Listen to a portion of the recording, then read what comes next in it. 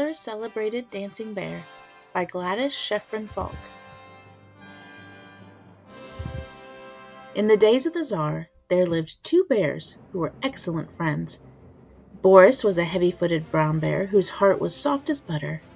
Max, short for Maximovich, was taller than Boris and always seemed quite elegant.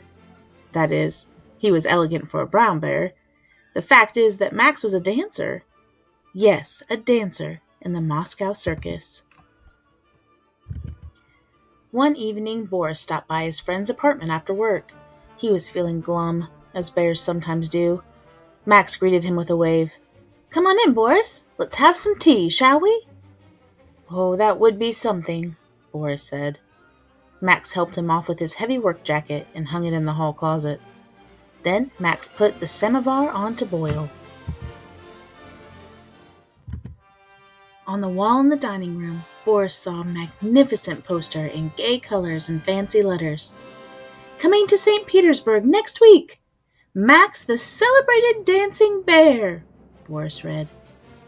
Max placed the samovar on the table. He set out 2 glasses and 2 plates. He sliced a lovely, fresh Russian bread that was a warm brown color, almost the same color as Max himself. Before Boris knew it, 2 large tears rolled down his fuzzy brown cheeks. "Boris, what is it?"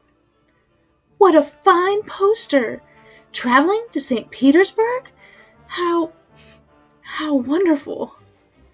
Max poured the tea. "Some preserves, Boris?" Boris nodded.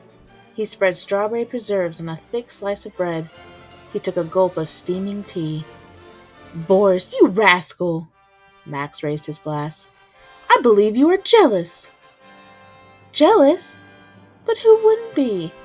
You travel, the band plays, you dance before a cheering audience." "But Boris, I know many who envy you because you work at the animal hospital.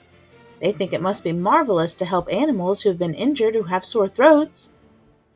"Envy me? All I do is walk around with a pencil behind my ear.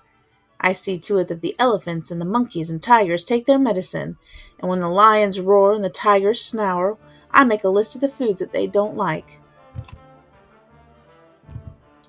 Max rose to his full height. "Well, why can't you also dance?" "Yesterday, Max, my pencil slid off my ear and down inside my jacket collar. Of course, I couldn't reach it. Do you know what those monkeys did?" "If you want to dance, I'll teach you," Max said. "Well, they thought it was the funniest thing that they'd ever seen, pointing at me, giggling and laughing. Oh, if I had a bucket of water!" "Of course I will teach you." Max waved his spoon at Boris. "When I come back from St. Petersburg, your first lesson will be Monday after dinner. Lessons will be Mondays, Wednesdays, and Fridays, 7 o'clock to 8. What do you say to that, Boris, old friend?" Boris swallowed the last of his bread and preserves, and he sipped the last of his tea. "You really think I could learn?" he asked. "I am going to teach you," Max said. At the door, the friends embraced. Boris was trembling. "I won't sleep," he said. He beamed at Max. "I'm so excited." Max stood in the doorway and waved to Boris. Boris hurried back to his friend. He thanked Max again for the tea, for the offer of dancing lessons, for everything. Max laughed and waved goodnight again. Would he be able to learn, Boris wondered, as he strolled along Peta Street.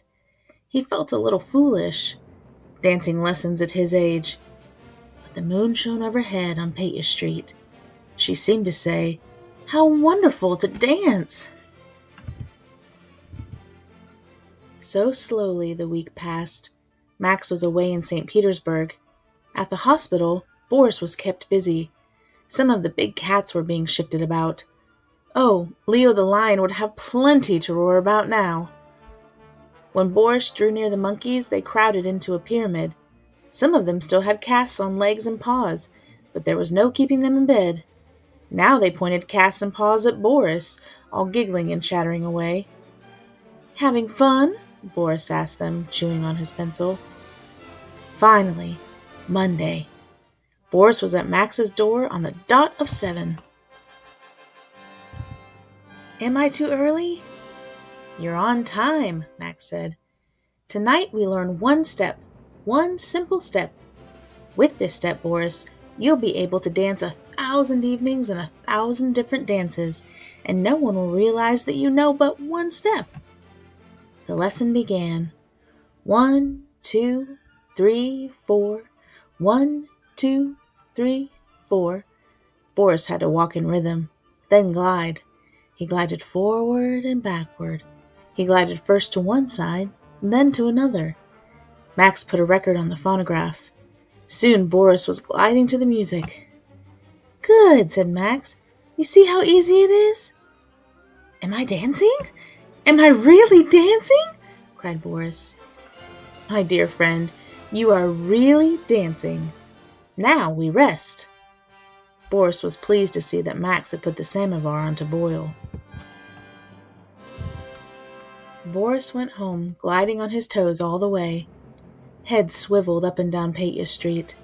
He knew he must look strange, even comical, but he was too excited to stop gliding.